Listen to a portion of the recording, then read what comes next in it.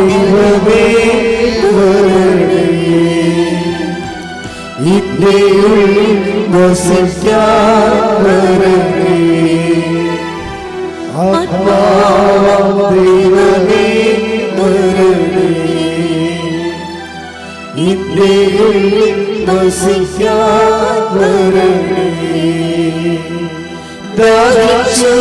നിന്നെ ഞാൻ തേടുന്നു, സ്വർഗ്ഗം തോറും ഇറങ്ങി ദാഹിച്ചു നിന്നെ ഞാൻ തേടുന്നു, സ്വർഗ്ഗം തോറും ഇറങ്ങി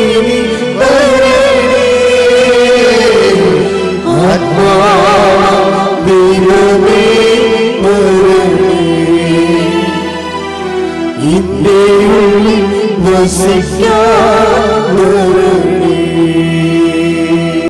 പ്രാർത്ഥിക്കുക. കർത്താവായ ദൈവമേ,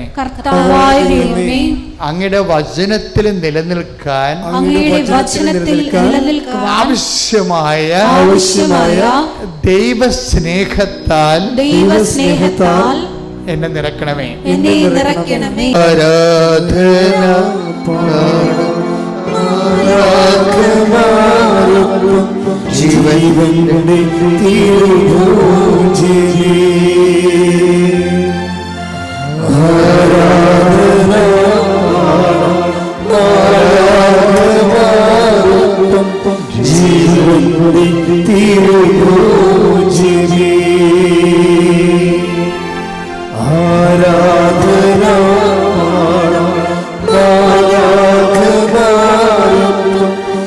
ജീവന്റെ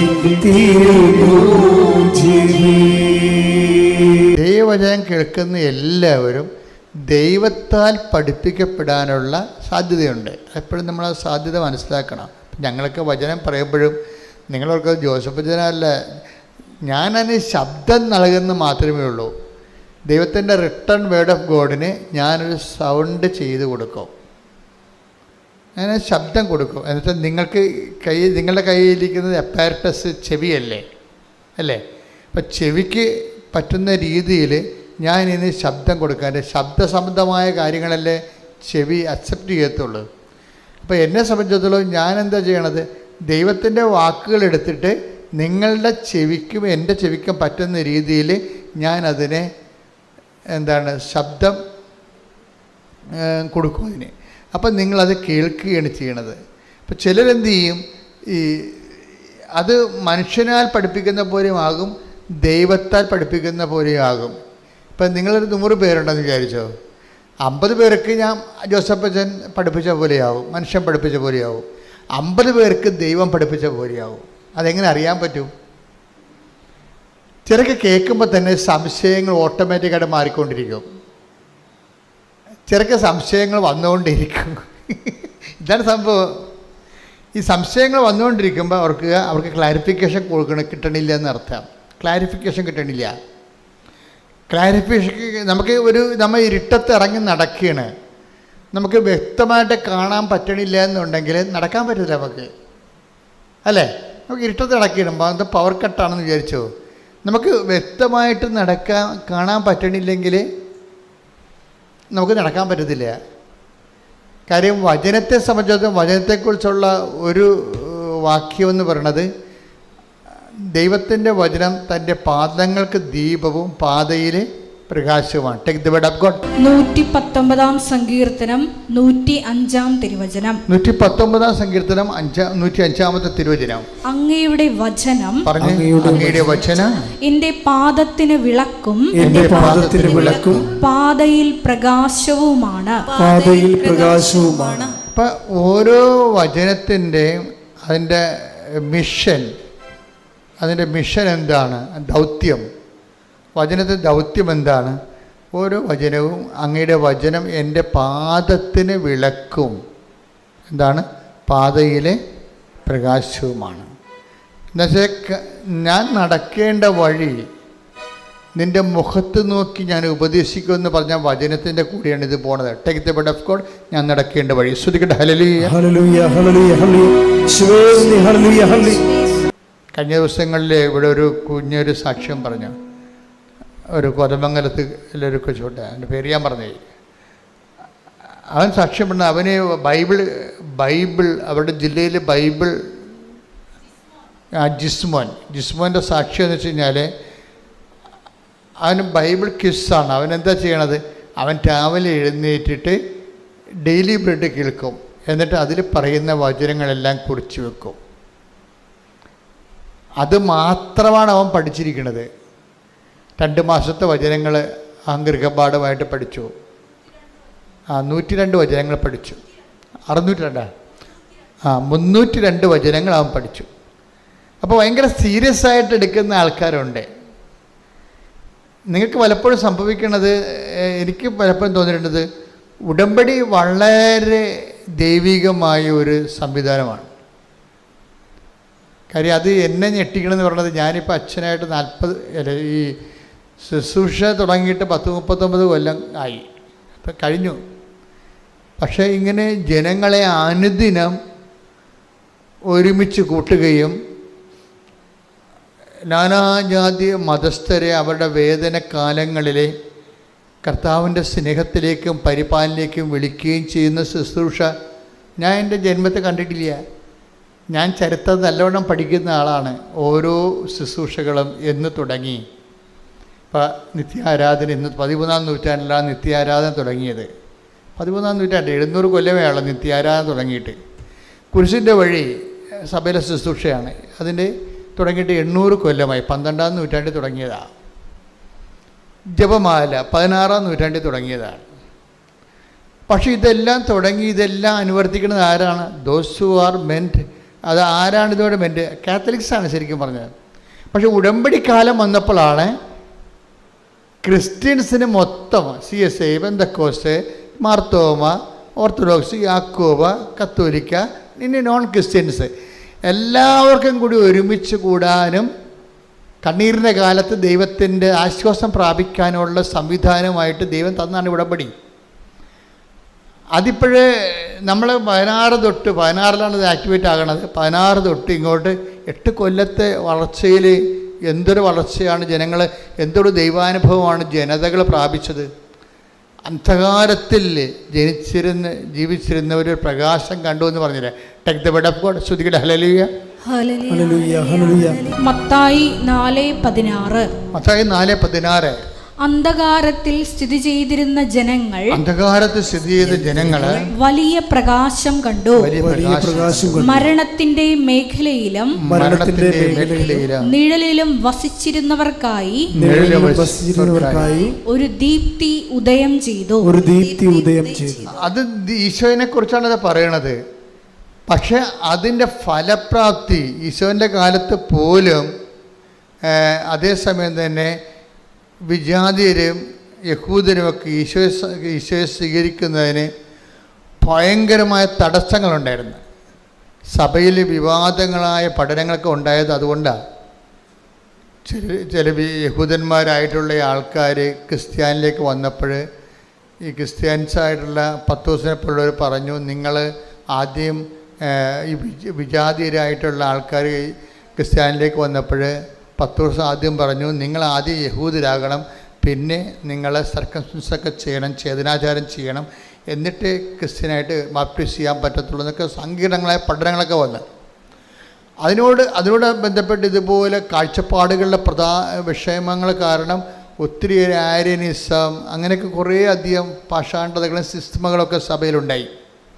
പിന്നെ സഭയുടെ കുറേ പണി തന്നെ ഇതിന് മറുപടി പറഞ്ഞ് നടക്കുന്നതായിരുന്നു. കുറേ നൂറ്റാണ്ടുകൾ തന്നെ അങ്ങനെ പോയിട്ടുണ്ട്.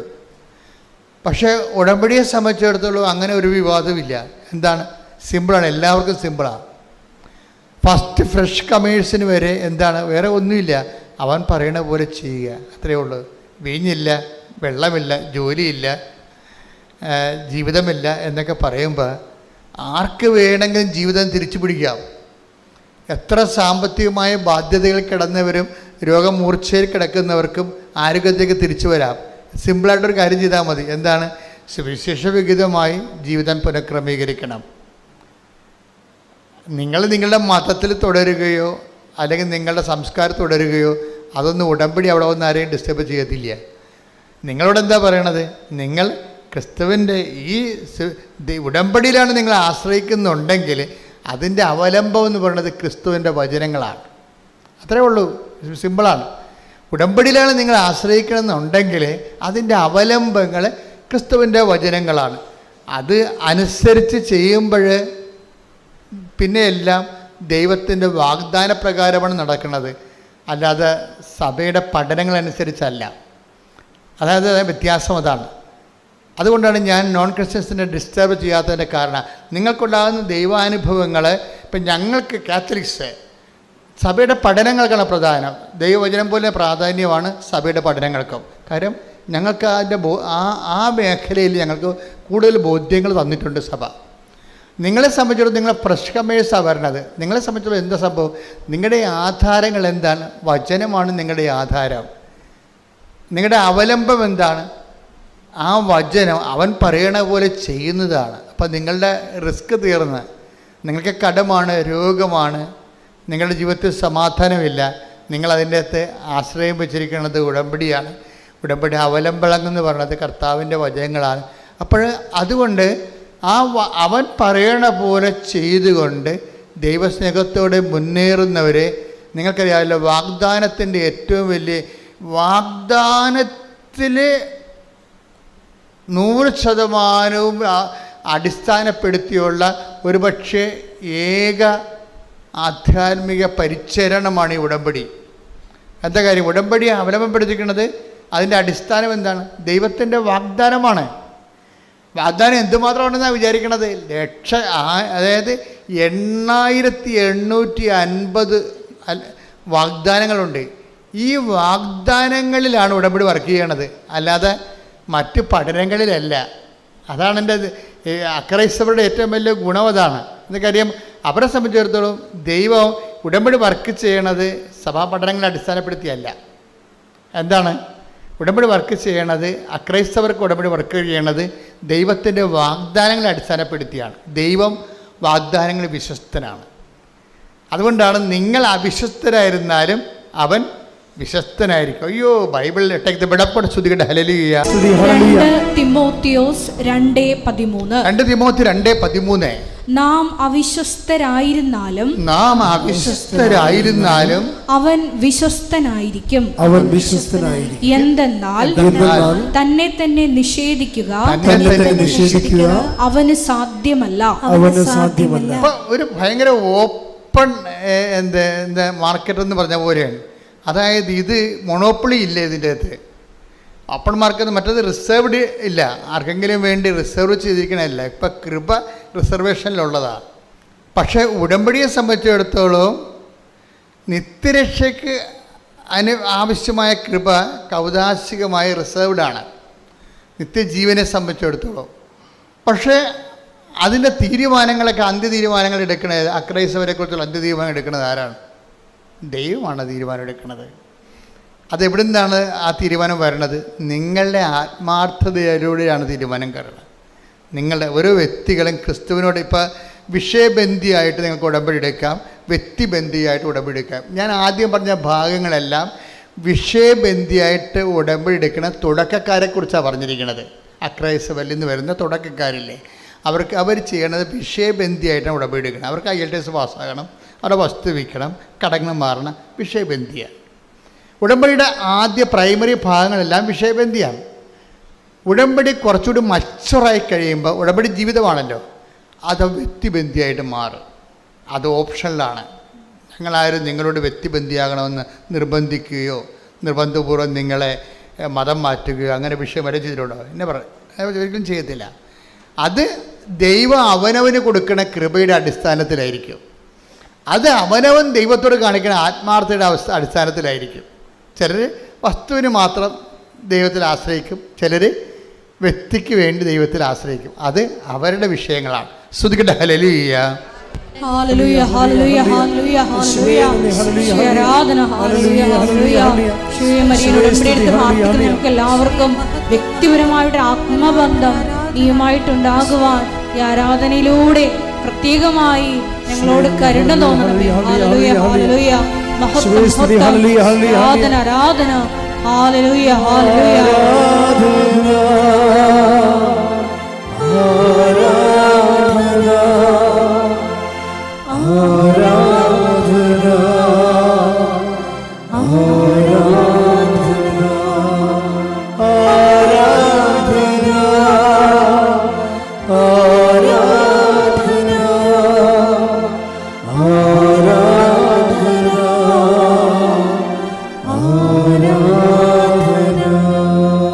പക്ഷേ എൻ്റെ മക്കളോട് പറഞ്ഞിരിക്കണത് എന്താണ്?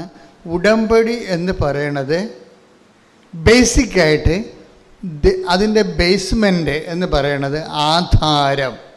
ഇപ്പം നമ്മുടെ സ്ഥലത്തിനൊക്കെ ഇത് എൻ്റെ സ്ഥലമാണെന്ന് പറഞ്ഞാൽ ഉടനെ ചോദ്യം എന്താണ്? എന്ത് ആധാരം എന്ന് ചോദിക്കും. എന്താണ് അതിന്? സ്ഥലത്തിന് നമ്മൾ ആധാരം എന്നാണ് പറയണത്. ഇപ്പം നിങ്ങൾ ഇന്ത്യൻ പൗരനാണെന്ന് പറഞ്ഞാൽ എന്താണ് ആധാരം? അതിനാണ് ആധാർ കാർഡ് എന്ന് പറയണത്. ബേസ്മെൻ്റ് എന്താണ്? അതിൻ്റെ അടിസ്ഥാനം എന്താ? നിങ്ങൾ ഇന്ത്യക്കാരനാണ്, അടിസ്ഥാനം എന്താണ്? കാർഡ് കാണിക്കാം, നമുക്ക് ആധാർ കാർഡ് കാണിക്കാം. അതുപോലെ തന്നെ ഇതുപോലെ തന്നെ സ്ഥലം, നിങ്ങളുടെ സ്ഥലമാണിത് എന്ന് പറഞ്ഞു കഴിഞ്ഞാൽ ആധാരം. അപ്പോൾ നമുക്ക് ആധാരം ഉണ്ടതിന്. ഉടമ്പടി ആധാരം എന്താ? ഉടമ്പടി ആധാരം എന്താ? നിങ്ങൾ ഉടമ്പടി ചെയ്തിട്ടില്ലേ ദൈവമായിട്ട്? അപ്പോൾ അതിൻ്റെ ആധാരം എന്താ? ദൈവത്തിൻ്റെ വാഗ്ദാനമാണ്. ആ വാഗ്ദാനം നിങ്ങൾ പ്രാപിക്കണമെന്നുള്ളതിന് നിർബന്ധം എന്താ? ഞാൻ ആ വാഗ്ദാനത്തിന് പറ്റുന്ന രീതിയിൽ അതിൻ്റെ നിബന്ധനകളെ പാലിക്കുന്നുണ്ട്. അതാണ് സംഭവം. സിമ്പിളല്ലേ? ദൈവത്തിന് വാഗ്ദാനങ്ങളുണ്ട്. ഓക്കെ, നിങ്ങളുടെ ഉടമ്പടി അവലംബം എന്താ? അത് ദൈവത്തിൻ്റെ വാഗ്ദാനമാണ്. ദൈവത്തിൻ്റെ വാഗ്ദാനം നിങ്ങൾക്ക് കിട്ടണമെന്ന് എന്താ നിർബന്ധം? അത് ഞാൻ നിബന്ധനകൾ പാലിക്കുന്നുണ്ട്. അതാണ് വിഷയം. അച്ചാൽ നിബന്ധനകൾ പാലിച്ചാൽ വാഗ്ദാനം പ്രാപിക്കാൻ പറ്റുമെന്നും ദൈവത്തിൻ്റെ വാഗ്ദാനമാണ്. ശ്രുതിക്കട്ടെ ഹല്ലേലൂയ ഹല്ലേലൂയ ഹല്ലേലൂയ ഹല്ലേലൂയ. ഉടമ്പടി നിബന്ധനകൾ പാലിച്ചുകൊണ്ട് വാഗ്ദാനങ്ങൾ കരയറ്റുവാൻ ഈ ആരാധനയിലൂടെ പ്രത്യേകം കരുണയാകണമേ. ഹല്ലേലൂയ ഹല്ലേലൂയ.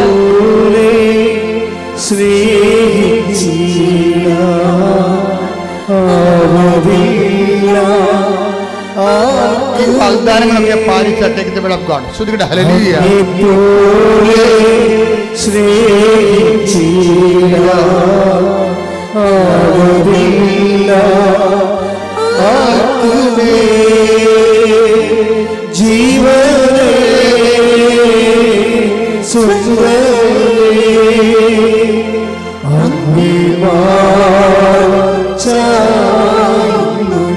ജീവനെ സ്വന്തമേ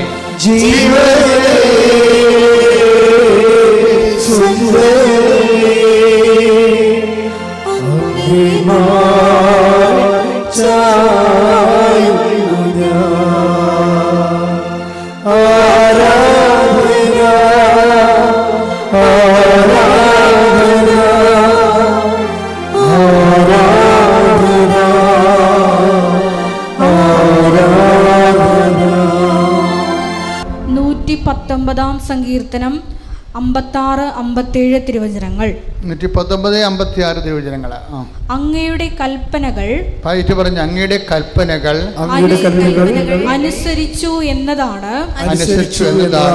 എനിക്ക് ലഭിച്ച അനുഗ്രഹം. കർത്താവാണ് എന്റെ ഓഹരി. അവിടുത്തെ കൽപ്പനകൾ പാലിക്കുമെന്ന് ഞാൻ വാഗ്ദാനം ചെയ്യുന്നു. അപ്പോൾ ഉടമ്പടിയിൽ വരുന്നത് ദൈവത്തിൻ്റെ വാഗ്ദാനം വരുന്നുണ്ട്. ദൈവത്തിൻ്റെ നിബന്ധനകൾ പാലിച്ചുകൊള്ളാമെന്ന് നമ്മുടെ വാഗ്ദാനമുണ്ട്. കർത്താവിൻ്റെ കാലം വരുമ്പോഴേയും ആ ഓൾഡ് ടെസ്റ്റമെൻറ്റിൻ്റെ ഡിമാൻഡ്സ് മാറ്റണില്ല. കർത്താവ് അതിനെ ഉറപ്പിക്കുകയാണ് ചെയ്യണത്. അതിനെന്താ 15:7 വായിച്ചേ? യോഹന്നാൻ 15:7. നിങ്ങൾ എന്നിൽ വസിക്കുകയും എന്റെ വാക്കുകൾ നിങ്ങളിൽ നിലനിൽക്കുകയും ചെയ്യുന്നെങ്കിൽ ഇഷ്ടമുള്ളത് ചോദിച്ചു കൊള്ളുക, നിങ്ങൾക്ക് ലഭിക്കും. അപ്പം അവൻ പറയണത് പോലെ ചെയ്യുന്നത് എന്താണ്? ആ ചെയ്യുന്നത് ഒരു പ്രത്യേക ഇൻസിഡൻറ്റിന് വേണ്ടി നമുക്ക് ലൊക്കലൈസ് ചെയ്യാൻ പറ്റും. ഒരു പ്രത്യേക കാര്യം സാധിക്കാൻ വേണ്ടി നമ്മൾ ദൈവത്തിൻ്റെ വചനങ്ങൾ പാലിച്ചു പോകുന്ന ഒരു മിനിമം പരിപാടിയുമായിട്ട് പോകാൻ പറ്റും. പക്ഷെ അതിൻ്റെ അടുത്ത സ്റ്റെപ്പുണ്ട്. എന്താണ്?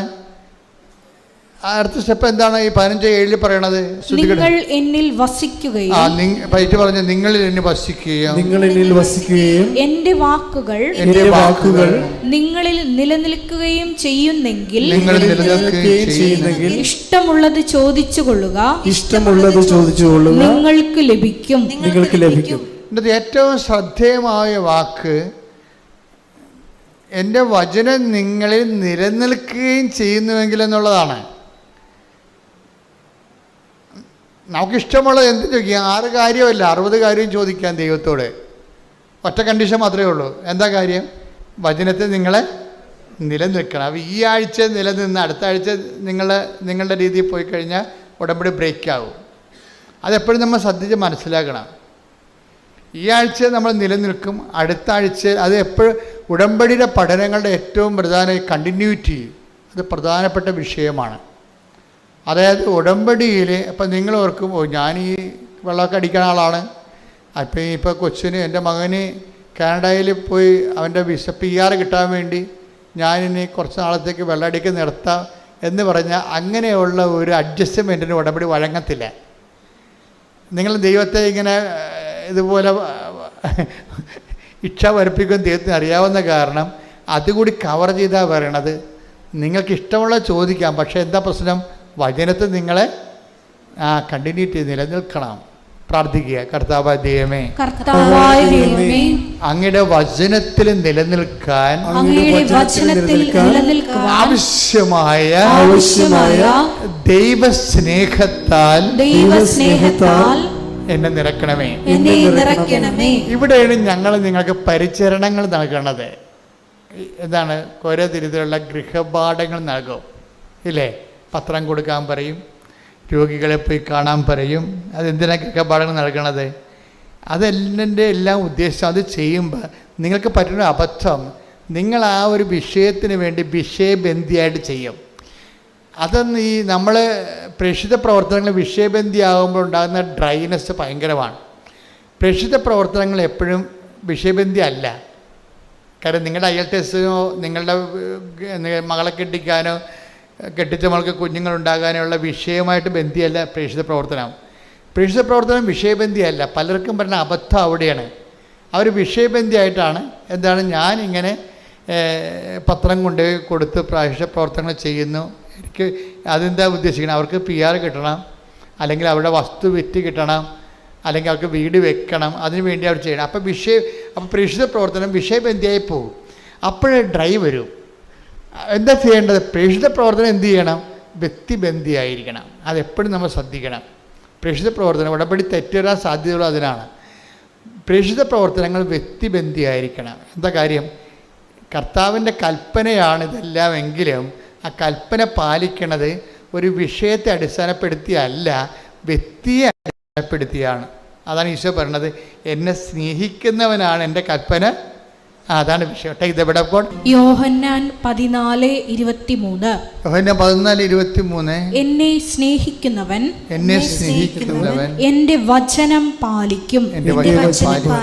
അപ്പോൾ എന്റെ പിതാവ് അവനെ സ്നേഹിക്കുകയും ഞങ്ങൾ അവന്റെ അടുത്ത് വന്ന് അവനിൽ വാസമുറപ്പിക്കുകയും ചെയ്യും. അപ്പോൾ ആരാണ് അവൻ പറയണ പോലെ ചെയ്യാൻ പറയുമ്പോഴേ ആരാണ് അവൻ പറയണ പോലെ ചെയ്യണത്?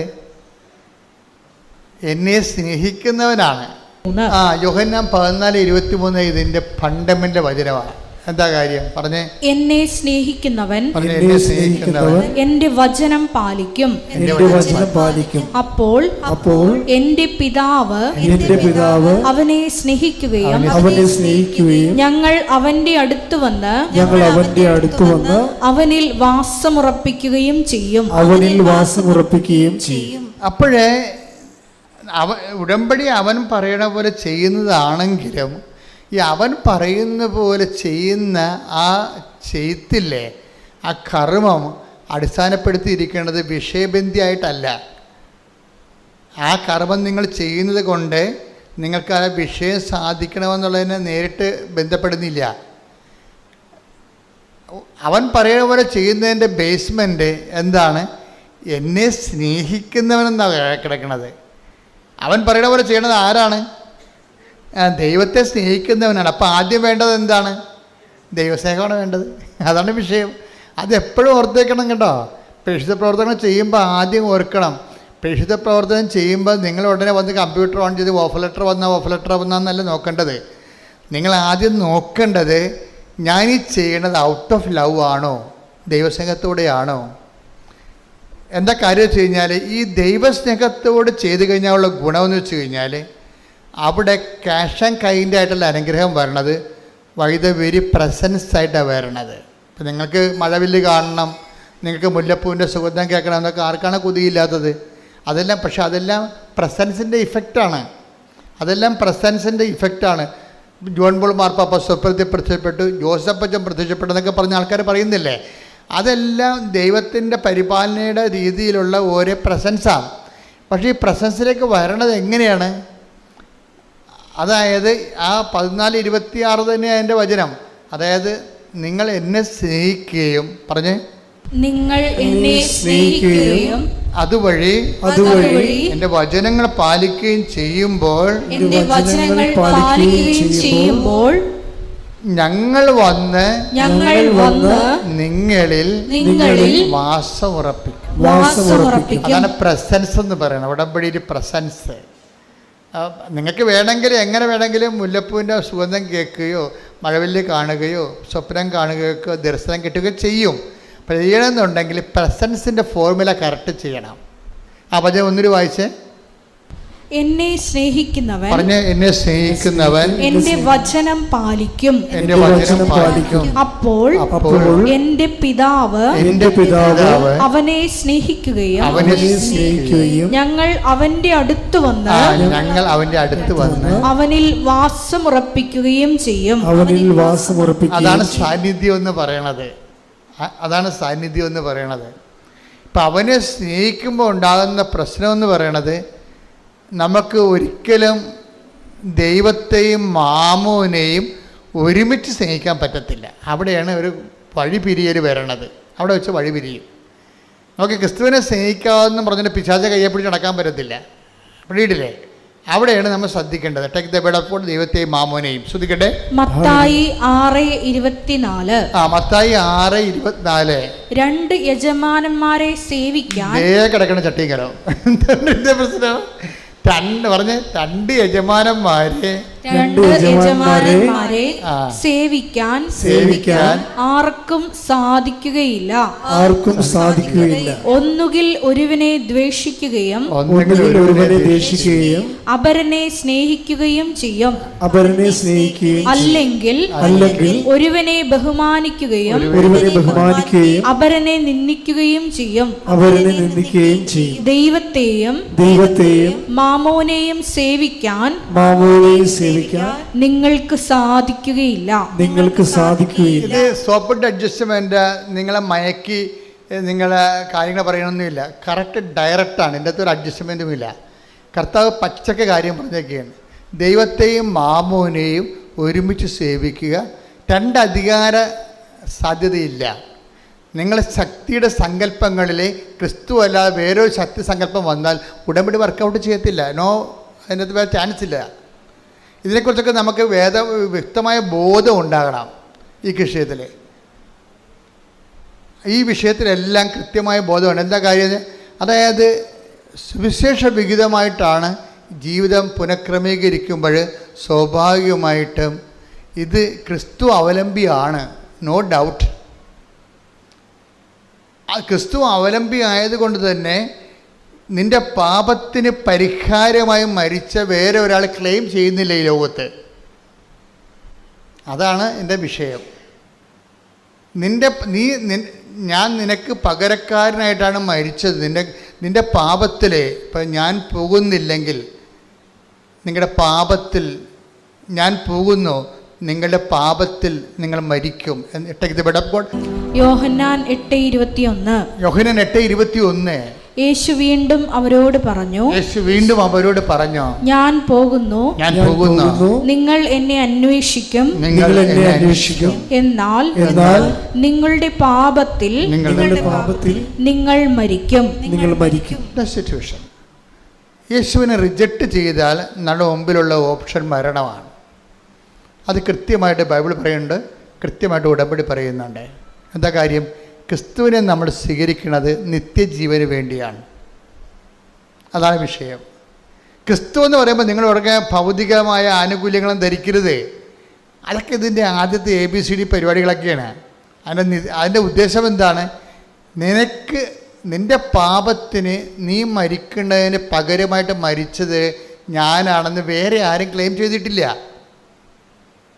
ക്രിസ്തുവിൻ്റെ കാലം വരെ ക്ലെയിം ചെയ്തിട്ടില്ല, ക്രിസ്തുവിന് ശേഷവും ക്ലെയിം ചെയ്തിട്ടില്ല. അപ്പോൾ നിൻ്റെ പാപത്തിന് നീ നിത്യമായി മരിക്കേണ്ട സാധ്യതയ്ക്ക് അതിന് തടഞ്ഞു നിർത്തിക്കൊണ്ട് കൊളംബസ് അമേരിക്ക കണ്ടുപിടിക്കുമ്പോൾ ഒത്തിരി പേര് അമേരിക്ക കണ്ടുപിടിക്കാൻ അറ്റ്ലാന്റിക് സമുദ്രത്തിലൂടെ പോയിട്ടുണ്ട്.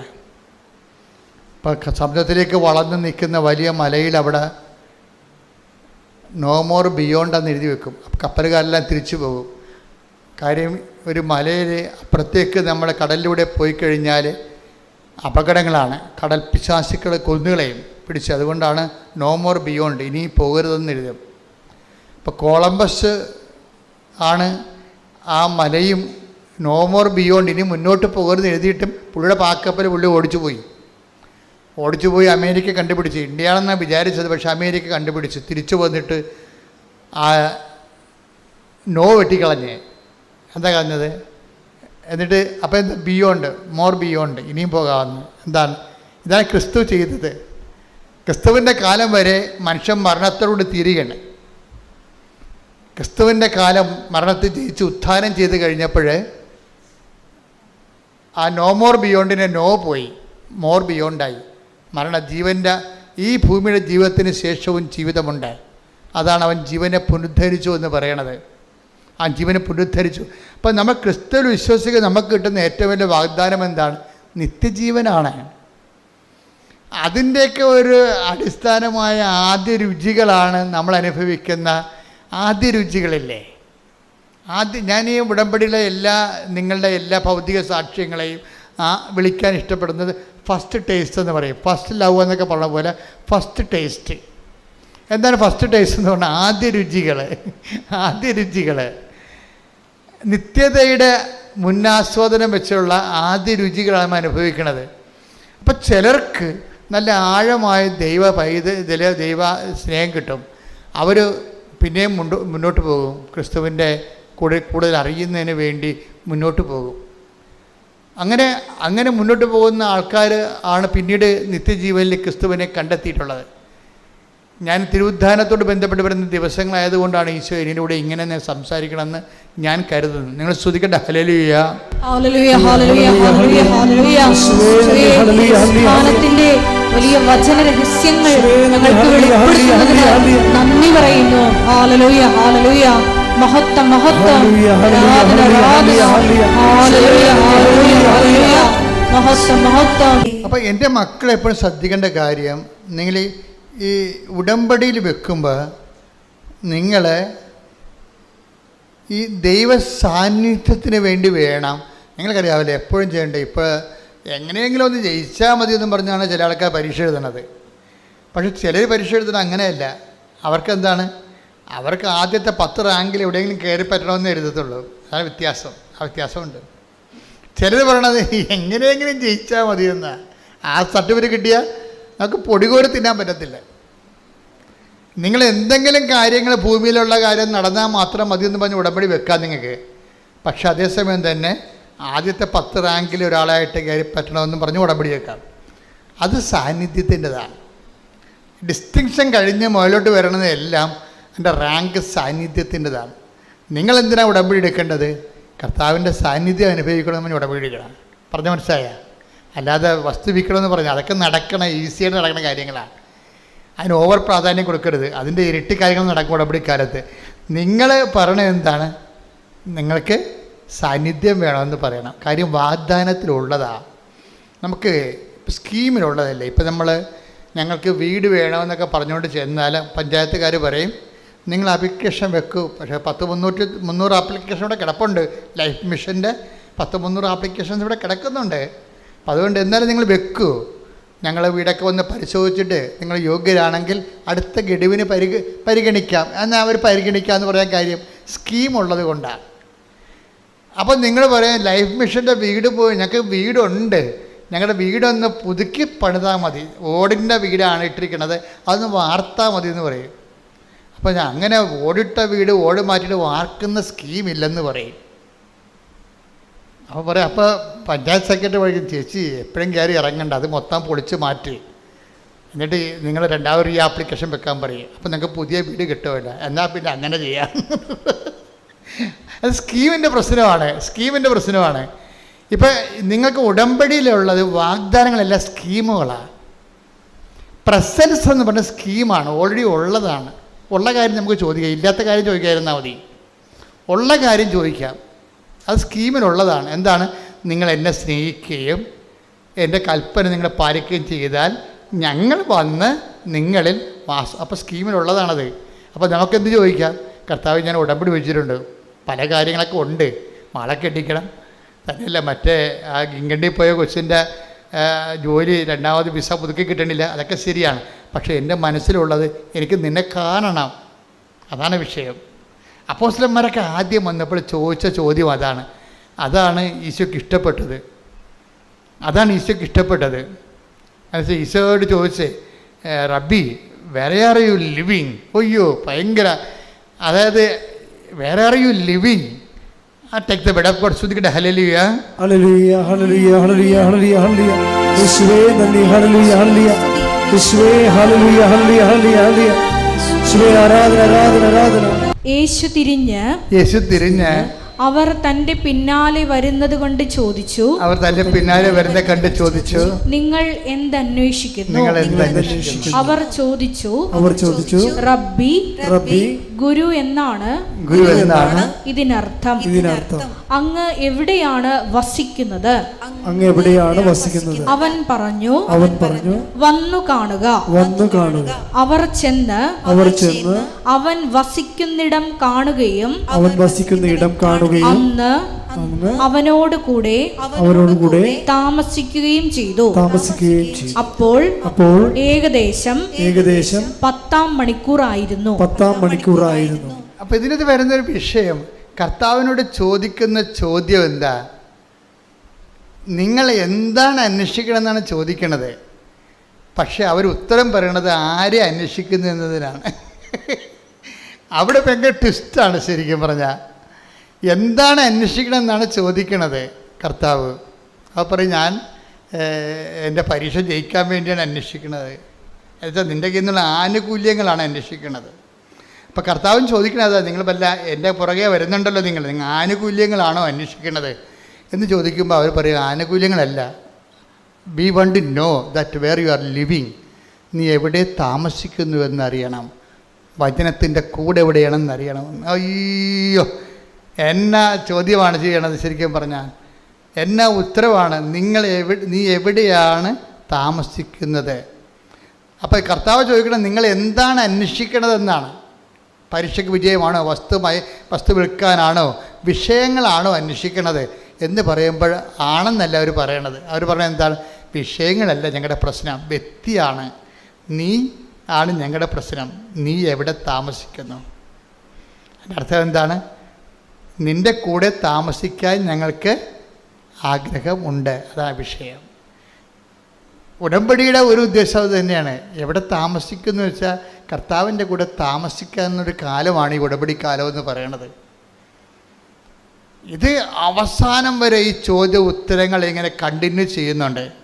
പട്ടാളക്കാർ വരുമ്പോൾ കർത്താവ് ചോദിക്കും, അവിടെ ചോദിക്കണത് നിങ്ങൾ എന്ത് അന്വേഷിക്കണം എന്നല്ല ചോദിക്കണത്, നിങ്ങൾ ആരെ അന്വേഷിക്കുന്നു എന്നാണ് ചോദിക്കേണ്ടത്. കാര്യം എന്താണ്? അവർ ചോദിക്കേണ്ട ആൾ വ്യക്തിയാണ്, വ്യക്തിയുടെ ആനുകൂല്യങ്ങളല്ല. അവർ ചോദിക്കേണ്ട ആളാരാണ്? വ്യക്തിയാണ്. അപ്പോൾ എന്തന്വേഷിക്കുന്നു എന്ന് ചോദിക്കുന്ന ബൈബിള് അവസാനിക്കുന്നത് ആരെ അന്വേഷിക്കണം എന്ന് പറഞ്ഞാൽ, take the bed of God, ശ്രുതികട ഹല്ലേലൂയ. യോഹന്നാൻ 18:4. യോഹന്നാൻ 18:4. തനിക്ക് സംഭവിക്കാനിരിക്കുന്നതെല്ലാം അറിഞ്ഞിരുന്ന യേശു മുമ്പോട്ട് വന്ന് അവരോട് ചോദിച്ചു, നിങ്ങൾ ആരെയാണ് അന്വേഷിക്കുന്നത്? അപ്പോൾ അവർ പറയും, ജീസസ് ഓഫ് നാസറത്ത്, ദാറ്റ്സ് മീ. നിങ്ങൾ അന്വേഷിക്കുന്ന ആള് ഇനി വേറെ ആരും നിങ്ങൾ അന്വേഷിച്ച് പോകേണ്ട ആള് ഞാൻ തന്നെയാണെന്ന് പറയും. ദാറ്റ്സ് മീ എന്ന് പറയുമ്പോൾ ആ വചനത്തിൻ്റെ പവറിൽ യേശുവിനെ പിടിച്ചു കെട്ടാമെന്ന് ഒരു മലന്നടിച്ച് വീണാണ് നമുക്ക് കാണുന്നത്. അതാണ് പവർ ഓഫ് ഗോഡ് എന്ന് പറയണത്. ഞാൻ പറഞ്ഞു വരുന്നതിൻ്റെ കാരണം, അഥവാ ദൈവം എന്നിലൂടെ ഇപ്പോൾ ഈ നിമിഷം പറയാൻ ഉദ്ദേശിക്കുന്നത്, ഈ സുവിശേഷത്തിൻ്റെ യാത്രയിൽ ആദ്യം മനുഷ്യൻ ആരംഭിക്കുന്നത് എന്ത് അന്വേഷിക്കുന്നു എന്നും പറഞ്ഞാൽ കർത്താവ് ചോദിക്കുന്നത്, നിങ്ങൾ എന്ത് അന്വേഷിക്കുന്നു? പിന്നീട് ഈശോ അത് അവസാനിപ്പിക്കുന്നത്, നിങ്ങൾ കൈതല്ല അന്വേഷിക്കേണ്ടത്, നിങ്ങൾ വിഷയമല്ല അന്വേഷിക്കേണ്ടത്, എന്നെ തന്നെയാണ്, പിതാവ് അയച്ച എന്നെ തന്നെയാണ് അന്വേഷിക്കേണ്ടത്. അതാണ് ആരെ അന്വേഷിക്കുന്നു.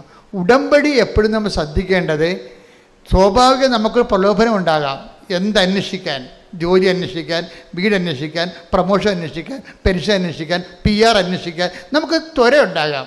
ഈ ത്വരയെ അതിലംഘിച്ചുകൊണ്ട് വേണം നിങ്ങൾ ഉടമ്പടിയിലൂടെ ക്രിസ്തുവിനെ അന്വേഷിക്കാൻ. കൈയടിച്ച് ശ്രദ്ധിക്കട്ടെ. ഹല്ലേലൂയ. ഉടമ്പടിയിലൂടെ ഈശോ ചോദിക്കുന്ന ആദ്യത്തെ ചോദ്യം നിങ്ങൾ എന്തന്വേഷിക്കുന്നു എന്നുള്ളതാണ്. ഉടമ്പടിയുടെ ഈശോ ചോദിക്കുന്ന രണ്ടാമത്തെ ചോദ്യം നിങ്ങൾ ആരെ അന്വേഷിക്കുന്നതാണ്. അപ്പോൾ ബുദ്ധിയുള്ള മനുഷ്യ, ദൈവവേദലെ നീ മനസ്സിലാക്കണം, കൈൻഡായിട്ടുള്ളൊരു കാലം കഴിയുമ്പോൾ പിന്നീട് നീ അതിലൂടെ കർത്താവിനെ അന്വേഷിക്കാൻ വേണ്ടി ദൈവം ആഗ്രഹിക്കുന്നു. ശ്രദ്ധിക്കട്ടെ. ഇപ്പം ഈശോ പരിശുദ്ധാത്മാവ് നമ്മളെ നയിച്ചുകൊണ്ടിരിക്കുന്നത് എന്താണ്? ഏറ്റവും ഉടമ്പടിയുടെ ഏറ്റവും അടിസ്ഥാനം എന്താണ്? ദൈവത്തിൻ്റെ വാഗ്ദാനങ്ങളാണ് ഉടമ്പടിയുടെ അടിസ്ഥാനം. ഈ വാഗ്ദാനങ്ങളിൽ വെച്ച് ഏറ്റവും ഗ്രേഡഡ് ആയിട്ടുള്ള വാഗ്ദാനം എന്താണ്? ആദ്യത്തെ 10 റാങ്കിലുള്ള ഇതിൻ്റെ വാഗ്ദാനം എന്താണ്? ടോപ്പ് റാങ്കിലുള്ള വാഗ്ദാനം എന്താണ്? അത് പ്രസൻസാണ്. എന്താണ്? ദൈവത്തിൻ്റെ സാന്നിധ്യം. അതാണ്. അപ്പോൾ നമ്മൾ ഉടമ്പടിയിൽ നമ്മൾ അടിസ്ഥാനപ്പെടുത്തുന്നത് എന്തിനു വേണ്ടിയാണ്? ദൈവത്തിൻ്റെ സാന്നിധ്യത്തിന് വേണ്ടി. എൻ്റെ മക്കൾ, ദൈവത്തിൻ്റെ സാന്നിധ്യത്തിന് എന്താണ്? നിങ്ങൾ എന്നെ, അതാണ് 14:23 വായിച്ചത് അല്ലേ? ഇതാണ്, നിങ്ങൾ എന്നെ സ്നേഹിക്കുന്നെങ്കിൽ എൻ്റെ കൽപ്പന പാലിക്കും, അപ്പോൾ എൻ്റെ പിതാവ് നിങ്ങളെ സ്നേഹിക്കുകയും ഞങ്ങൾ വന്ന് നിങ്ങളിൽ വാസമുറപ്പിക്കുകയും ചെയ്യും. അപ്പോൾ ഈ സാന്നിധ്യത്തിൻ്റെ സാധ്യത സ്നേഹത്തോടെ അവൻ പറയണ പോലെ ചെയ്താൽ സാന്നിധ്യം ഉറപ്പാണ്. ഒന്ന് പറഞ്ഞേ, ദൈവസ്നേഹത്തോടെ അവൻ പറയണ പോലെ ചെയ്താൽ സാന്നിധ്യം ഉറപ്പാകുമെന്ന് ഞങ്ങൾ തിരിച്ചറിഞ്ഞുകൊണ്ട് ഞങ്ങളുടെ ഭൗതിക ആനുകൂല്യങ്ങളെക്കാൾ അങ്ങയുടെ ആത്യന്തിക വാഗ്ദാനമായ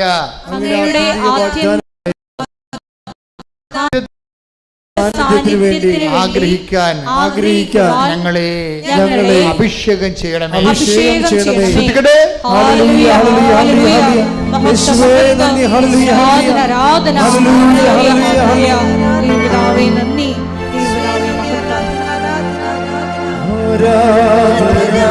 കൈവീശിക്കൊണ്ട്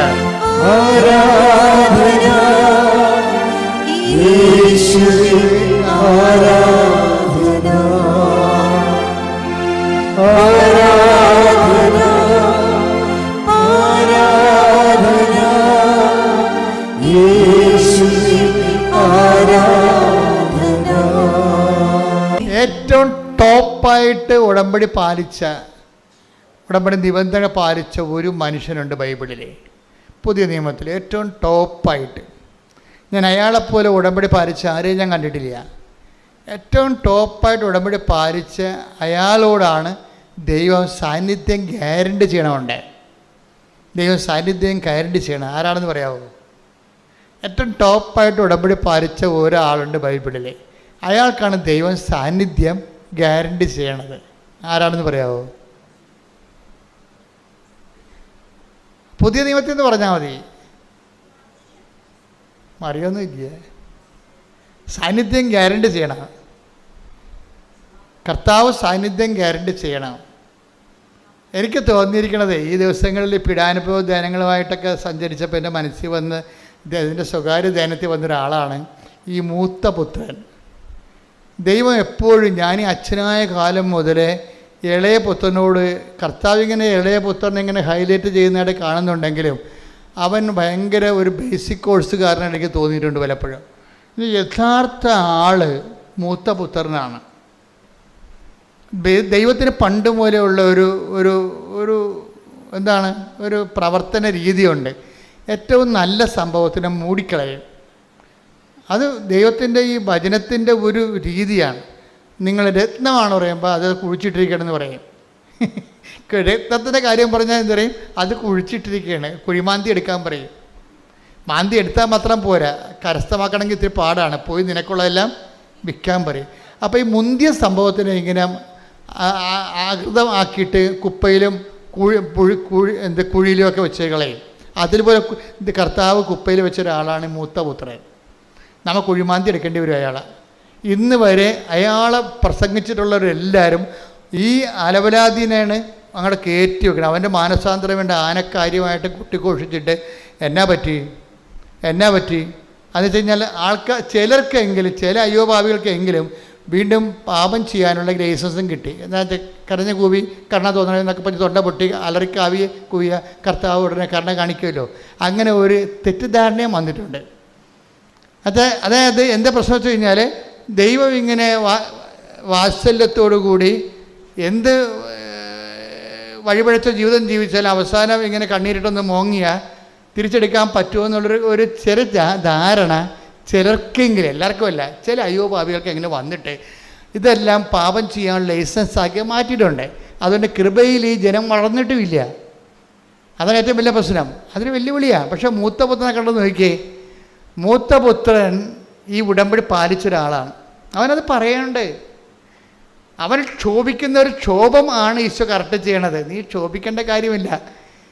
എനിക്കുള്ളത് ഈശോ എപ്പോഴും പറയുന്നൊരു കാര്യമാണ്. എനിക്കുള്ളത് എൻ്റെ ഇഷ്ടം പോലെ വിതരണം ചെയ്യാൻ പാടില്ല. അത് എപ്പോഴും നമ്മൾ ഈശോ ഇടയ്ക്കിടയ്ക്ക് പറയുന്നൊരു പ്രമേയമാണ്. ടേക്ക് ദ ബ്രെഡ് ഫോർ എനിക്കുള്ളത്. ശ്രുതികളുടെ ഹല്ലേലൂയ. മത്തായി 20:15 എന്റെ വസ്തുവകകൾ കൊണ്ട് എനിക്കിഷ്ടമുള്ളത് ചെയ്യാൻ പാടില്ലെന്നോ ഞാൻ നല്ലവനായതുകൊണ്ട് നീ എന്തിനു അസൂയപ്പെടുന്നു? അതാണ് മൂത്തപുത്രൻ്റെ പ്രശ്നം. ആകപ്പാടെ മൂത്തപുത്രനൊരു പ്രശ്നം ഉണ്ടെങ്കിൽ കർത്താവ് കറക്റ്റ് ചെയ്യാൻ ഉദ്ദേശിക്കുന്നത് അതാണ്. അത് കർത്താവ് മൂത്തപുത്രന് മാത്രമല്ല, അതൊരു ദൈവവചനത്തിൻ്റെ മൗലിക നിലപാടാണ്. 11-ാം മണിക്കൂറിൽ വന്ന ആൾക്കാർക്കും എന്താണ് 1-ാം മണിക്കൂറിൽ വന്ന ആൾക്കാരുടെ അത്രയും തന്നെ കൊടുത്തു. എനിക്കുള്ളത് എനിക്കിഷ്ടമുള്ള പോലെ വിതരണം ചെയ്യാൻ പാടില്ല. ഞാൻ നല്ലവനായത് കൊണ്ട് നീ എന്തിന് അസൂയപ്പെടുന്നു? അതാണ് പ്രശ്നം.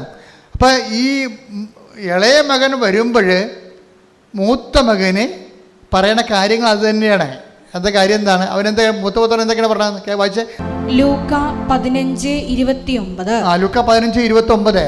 എന്നാൽ അവൻ പിതാവിനോട് പറഞ്ഞു മൂത്ത മകൻ, നോക്കൂ എത്ര വർഷമായി ഞാൻ നിനക്ക് ദാസ്യവേല ചെയ്യുന്നു. ഒരിക്കലും നിന്റെ കൽപ്പന ഞാൻ ലംഘിച്ചിട്ടില്ല. അതാണ് ഉടമ്പടി.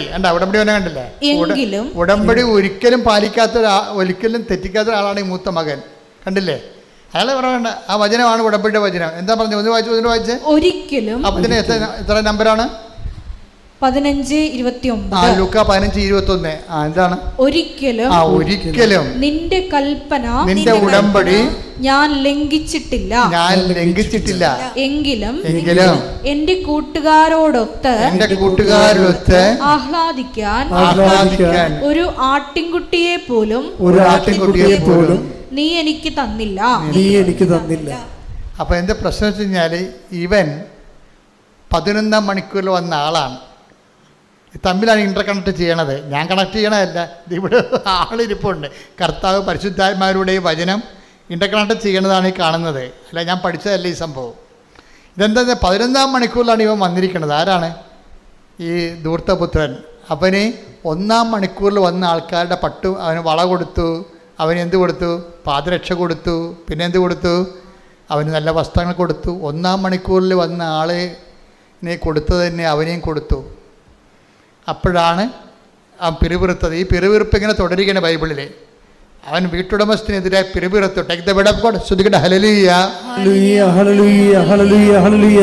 മത്തായി 20-ാം അധ്യായം 9 മുതൽ 11 വരെയുള്ള തിരുവചനം. മത്തായി 20:9-11. 11-ാം മണിക്കൂറിൽ വന്നവർക്ക്, പറഞ്ഞ 11-ാം മണിക്കൂറിൽ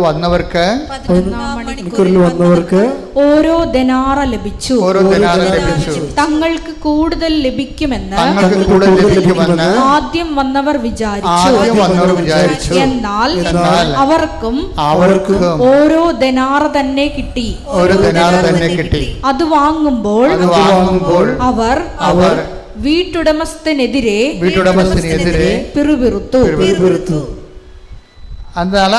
ആദ്യം വന്ന ആൾക്കാരുടെ കൂടെ അവസാനം വന്ന ഞങ്ങളെ അങ്ങ് താരതമ്യപ്പെടുത്തിയല്ലോ, അല്ലേ? ആ വാക്കുകൂടി വായിച്ചേ. മത്തായി 20:12. അവസാനം വന്ന ഇവർ ദൂത്തപുത്രന്റെ അനിയനില്ലേ? ദൂത്തപുത്രൻ അല്ല, അവസാനമല്ലേ വന്നത്? അവസാനം വന്ന ഇവന് ഇവർ 1 മണിക്കൂറേ ജോലി ചെയ്തുള്ളൂ. എന്നിട്ടും പകലിന്റെ അധ്വാനം ചൂടും സഹിച്ച ഞങ്ങളോട് അവരെ നീ തുല്യരാക്കിയല്ലോ. അപ്പൊ മൂത്തപുത്രന്റെ കംപ്ലൈന്റ് അതാണ്. അത് ഇത്തിരി അസൂയയിൽ നിന്ന് വന്ന നീതിബോധത്തിൽ നിന്നൊക്കെ വന്നൊരു കംപ്ലൈന്റാണ്. അത് ലോകരാജ്യത്തിന് നീതി എന്നാണ് മനസ്സിലായത്. ലോകരാജ്യത്തിൻ്റെ നീതിയിൽ നിന്ന് വന്നിട്ടുള്ള ചില അപഭ്രംശങ്ങളാണ് ഈ വരുന്നത്. മുത്തപുത്രൻ്റെ ലോകരാജ്യത്തിൻ്റെ നീതിയിലാണ് വിഷയം അവർ കണക്കാക്കുന്നത്. പക്ഷേ ദൈവരാജ്യത്തിൻ്റെ നീതി വ്യത്യാസമുണ്ട്.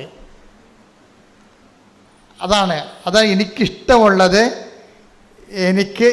എനിക്കുള്ളത് എനിക്കിഷ്ടമുള്ളവർക്ക് നൽകാൻ പാടില്ലേ? ഞാൻ നല്ലവനായതുകൊണ്ട് നീ എന്തിനെ അസൂയപ്പെടുന്നു? അപ്പം അസൂയ വന്നിരിക്കണത് എങ്ങനെയാണ്? ലോകരാജ്യത്തിന് നീതിയുടെ ഫ്രെയിം വർക്കിൽ നിന്നാണ് അസൂയ വരുന്നത്. നീ ദൈവരാജ്യത്തിലേക്ക് വരണമെന്നാണ് ഈ പറയണതിൻ്റെ അർത്ഥം. ദൈവരാജ്യം എന്നാൽ ഭക്ഷണവും പാനീയവും നീതിയും സമാധാനം. റോമ 14:17. ദൈവരാജ്യം എന്നാൽ ഭക്ഷണവും പാനീയവുമല്ല, പ്രത്യുത നീതിയും സമാധാനവും പരിശുദ്ധാത്മാവിലുള്ള സന്തോഷവുമാണ്. പരിശുദ്ധാത്മാവിന്റെ സന്തോഷം ഉറപ്പുവരുത്തുന്ന നീതി ദൈവരാജ്യത്തിൻ്റെ നീതിയാണ്. ദൈവരാജ്യത്തിൻ്റെ നീതി എന്നുള്ള ലോകരാജ്യ നീതിയല്ല, മറിച്ച് ദൈവത്തിൻ്റെ കരുണയിലാണ് അടിസ്ഥാനപ്പെടുത്തിയിരിക്കുന്നത്. അപ്പോൾ ധൂർത്തപുത്രന് കിട്ടിയിരിക്കുന്നത് ദൈവത്തിൻ്റെ കരുണയാണ് കിട്ടിയിരിക്കുന്നത്. അവിടെ കിട്ടിയിരിക്കുന്നത് എന്താണ്? ആ 1 താലന്താണ് ലഭിച്ചത്. അവന് ആ 1 താലന്ത് അവനെ കൊടുത്തു, അത്രേ ഉള്ളൂ. അത് ദൈവത്തിൻ്റെ കരുണയുടെ ഭാഗമാണ്. അപ്പോൾ ദൈവത്തിൻ്റെ കരുണയിൽ നിനക്ക് ഇടമുണ്ടെന്നാണ് ഈ പറഞ്ഞു വെക്കുന്നതിൻ്റെ കാരണം. നിൻ്റെ അവസ്ഥ എത്ര മോശമായാലും, നിൻ്റെ പാപകരമായ ജീവിത രീതികളായാലും നീ അനുദപിച്ചാൽ നിനക്ക് ദൈവരാജ്യത്തിലേക്ക് വരാൻ കഴിയും. പക്ഷേ ദൈവരാജ്യത്തിലേക്ക് വരാൻ കഴിയുമെന്ന് പറഞ്ഞാൽ ദൈവരാജ്യത്തിൽ പല സ്ഥലങ്ങളുണ്ട്. അതാണ് പ്രശ്നം. അതാണ് ഇവിടെ വിഷയം. ദൈവരാജ്യത്തിൽ നിന്ന് നീ ഒട്ടും അകലെയല്ല. ആ ഉപഗ്രഹം പോലെ വേണേൽ പോകാൻ പറ്റും. അത് ദൈവരാജ്യത്തിൻ്റെ അകത്ത് ചെറുതും വലുതുമുണ്ട്. അത് ഈ 2 വചനവും കർത്താവ് തന്നെ പറഞ്ഞ ദൈവരാജ്യത്തിൽ പ്രവേശിച്ചെന്നും പറഞ്ഞുകൊണ്ട് ആയത്തില്ല കാര്യങ്ങൾ. ദൈവരാജ്യത്തിന് അകലെയല്ല. Take the word of God. Markose 12:34. അവൻ ബുദ്ധിപൂർവം മറുപടി പറഞ്ഞു എന്ന് മനസ്സിലാക്കി യേശു പറഞ്ഞു നീ ദൈവരാജ്യത്തിൽ നിന്ന് അകലെയല്ല. അപ്പോൾ ദൈവരാജ്യത്തിലാണെന്ന് പറഞ്ഞിട്ടില്ല. അതാണ് പ്രശ്നം. അവനെന്താണ് ബുദ്ധിപൂർവ്വം പറഞ്ഞ മറുപടി എന്താ? അവന് ബുദ്ധിയുണ്ട്. അവൻ പറഞ്ഞ മറുപടി എന്താ? ബുദ്ധിപൂർവ്വം വേണമെങ്കിൽ നിങ്ങൾക്ക് ഉടമ്പടി പാലിക്കാം. ഞാൻ പറയണ പോലെയൊക്കെ നിങ്ങൾ കൃത്യമായിട്ട് ചെയ്യാൻ പറ്റും. പക്ഷേ ദൈവരാജ്യത്തെ പ്രവേശിക്കാൻ നിർബന്ധമില്ല. ബുദ്ധിപൂർവ്വം നമുക്ക് ഇൻ്റലക്ച്വലായിട്ട് റീസണബിളായിട്ട് വിഷയമൊക്കെ എടുക്കാൻ പറ്റും. റീസൺ അല്ല, ബുദ്ധി തലച്ചോറല്ല ഉപയോഗിക്കേണ്ടത്, ഹൃദയമാണ് ഉപയോഗിക്കേണ്ടത്. ഉടമ്പടിയിൽ ഉപയോഗിക്കേണ്ടത് തലച്ചോറല്ല. അത് മനസ്സിലാക്കിയിട്ട് അതുപോലെ ചെയ്താൽ മതി എന്നല്ല പറയണത്. മറിച്ച് എന്താണ്, അതിനകത്ത് ഹൃദയമാണ് ഉപയോഗിക്കേണ്ടത്. ദൈവത്തെ സ്നേഹത്തിലാണ് ഇത് വർക്കൗട്ട് ചെയ്യണത്. അതുകൊണ്ട് ഒന്നൊരു വായിച്ചോളൂ. ശ്രുതികട ഹല്ലേലൂയ. അവൻ ബുദ്ധിപൂർവം മറുപടി പറഞ്ഞു എന്ന് മനസ്സിലാക്കി. അവൻ എന്ത് ബുദ്ധിപൂർവ്വമാണ് മറുപടി പറഞ്ഞത്? അവൻ്റെ മറുപടി എന്താന്ന് വായിച്ചേ? മർക്കോസ് 12:32 മുതലുള്ള തിരുവചനങ്ങൾ. മർക്കോസ് 12:32. നിയമജ്ഞൻ പറഞ്ഞു, ഗുരു അങ്ങ് പറഞ്ഞത് ശരി തന്നെ. ഗുരു അങ്ങ് പറഞ്ഞത് ശരി തന്നെ. അവിടുന്ന് ഏകനാണെന്നും അവിടുന്നല്ലാതെ മറ്റൊരു ദൈവമില്ലെന്നും അവിടുത്തെ പൂർണ്ണ ഹൃദയത്തോടും പൂർണ്ണ മനസ്സോടും പൂർണ്ണ ശക്തിയോടും കൂടെ സ്നേഹിക്കുന്നതും തന്നെ പോലെ തന്നെ അയൽക്കാരനെ സ്നേഹിക്കുന്നതും എല്ലാ ദഹന ബലികളെയും യാഗങ്ങളെയും കാൾ മഹനീയമാണെന്നും അങ്ങ് പറഞ്ഞത് സത്യമാണ്. അവൻ ബുദ്ധിപൂർവം മറുപടി പറഞ്ഞു എന്ന് മനസ്സിലാക്കി. യേശു പറഞ്ഞു, നീ ദൈവരാജ്യത്തിൽ നിന്ന് അകലെയല്ല. അപ്പൊ ഈ സംഭവം അക്കാഡമിക്കായിട്ട് പഠിച്ച് ബുദ്ധിപൂർവ്വം മറുപടി പറയാൻ പറ്റൂ, സർട്ടിഫിക്കറ്റ് കിട്ടും. ദൈവരാജ്യ പ്രവേശിക്കണം നിർബന്ധമില്ല. അതാണ് സംഭവം. ഈ ഞാൻ പറയുന്ന കാര്യങ്ങളെല്ലാം നിങ്ങൾക്കതെല്ലാം പഠിച്ച് ഇതെല്ലാം മനസ്സിലാക്കിയൊക്കെ വെക്കാൻ പറ്റും. പക്ഷേ ദൈവരാജ്യത്തിൽ പ്രവേശിക്കണമെന്ന് നിർബന്ധമില്ല. അകലെ അടുത്തൊക്കെ വരാൻ പറ്റും. അത്ര കലല്ലേ ഉള്ളൂ. ഇത് ബുദ്ധിപൂർവമായിട്ട് മനസ്സിലാക്കേണ്ട വിഷയമല്ല ബൈബിൾ എന്നുള്ള സൂചനയാണ് വരണത്. ബുദ്ധിപൂർവമായിട്ട് അക്കാഡമിക്കലായിട്ട് മനസ്സിലാക്കേണ്ട കാര്യങ്ങളല്ല ഇത്. അക്കാഡമിക്കായിട്ട് മനസ്സിലാക്കിയിട്ട് നമുക്ക് കയ്യും കെട്ടി ഇരുന്നാൽ ദൈവരാജ്യത്തിനകത്ത് കയറാൻ പറ്റത്തില്ല. പക്ഷേ എന്താണ് പിന്നെ എങ്ങനെ അകത്ത് കയറണത്? ഈ കൽപ്പന എത്രയും ചെറുതായാലും ശരി, take the bed of God. Mathai 5:19 ഈ പ്രമാണങ്ങളിൽ ഏറ്റവും നിസ്സാരമായ ഒന്ന് ലംഘിക്കുകയോ ലംഘിക്കാൻ മറ്റുള്ളവരെ പഠിപ്പിക്കുകയോ ചെയ്യുന്നവൻ സ്വർഗരാജ്യത്തിൽ ചെറിയവനെന്ന് വിളിക്കപ്പെടും. പണ്ടത് അകലെ എന്നാ പറഞ്ഞത്. കൽപ്പനകളെ കുറിച്ച് ബുദ്ധിപരമായി മനസ്സിലാക്കുന്നവൻ ദൈവരാജ്യത്തിന് പുറത്താണ്. പക്ഷെ അത് പ്രവർത്തിക്കുന്നവൻ എന്ത് പറ്റും? അവിടെയും വലിപ്പച്ചെറുപ്പമുണ്ട്. അടുത്ത വചനം വായിച്ചേ. എന്നാൽ അത് അനുസരിക്കുകയും കർത്താവിന്റെ കൽപ്പന അനുസരിക്കുകയും പഠിപ്പിക്കുകയും ചെയ്യുന്നവൻ സ്വർഗരാജ്യത്തിൽ വലിയവനെന്ന് വിളിക്കപ്പെടും. ഇപ്പൊ രണ്ട് കാര്യമുണ്ട്. എന്താണ്? പത്രം കൊടുത്താൽ മാത്രം പോരാ, അത് വായിച്ചു നോക്കിയിട്ട് അതാണ് വിഷയം പറയണത്. 5:20 എന്താ പറയണത്? അത് അനുസരിക്കുകയും അവൻ പറയണ പോലെ ചെയ്യുക മാത്രമല്ല, അത് അനുസരിക്കുകയും മറ്റുള്ളവരെ അനുസരിക്കാൻ പഠിപ്പിക്കുകയും ചെയ്യണം. അപ്പം അത് നിങ്ങൾ ഇവിടുന്നെല്ലാം കേട്ട് ഞാനെല്ലാം ഉടമ്പടി പാലിച്ചുകൊണ്ടിരുന്ന കൈ കെട്ടിയിരുന്ന വർക്കൗട്ട് ചെയ്യത്തില്ല. ദൈവരാജ്യത്ത് ഗ്രഡേഷൻസ് ഉണ്ട്. വലിയവനുണ്ട്. ആ വലിയവനാകണമെന്നുണ്ടെങ്കിൽ എന്ത് ചെയ്യണം? കർത്താവിൻ്റെ കൽപ്പനകൾ പാലിക്കാൻ മറ്റുള്ളവരെ പരിശീലിപ്പിക്കുകയും. പ്രേക്ഷിത പ്രവർത്തനം അങ്ങനെ വന്നതാ. ഉടമ്പടിയിൽ എന്തുകൊണ്ടാണ് നിങ്ങൾ വലിയ സാക്ഷ്യങ്ങൾ പറയുന്നതിൻ്റെ കാരണം അതിന് 2 ഹെഡും ആൾക്കാർ കൈകാര്യം ചെയ്യുന്നുണ്ട്. ഒന്ന് അവരത് പാലിക്കുന്നു, മറ്റുള്ളവരെ പിന്നെ എന്ത് ചെയ്യും? മറ്റുള്ളവരെ പാലിക്കാൻ വേണ്ടി മറ്റുള്ളവരെ അത് പരിശീലിപ്പിക്കുകയും ചെയ്യുന്നുണ്ട്. പ്രാർത്ഥിക്കുക. കർത്താവായ ദൈവമേ, ദൈവരാജ്യത്തിന്റെ വലിയവനാകാൻ അങ്ങയുടെ കൽപ്പനകൾ അവൻ പറയണത് പോലെ ചെയ്യുകയും അങ്ങനെ ചെയ്യുവാൻ മറ്റുള്ളവരെ പരിശീലിപ്പിക്കുകയും ചെയ്യുന്ന സുവിശേഷ ശുശ്രൂഷകനാകാൻ എന്നെ അഭിഷേകം ചെയ്യണം.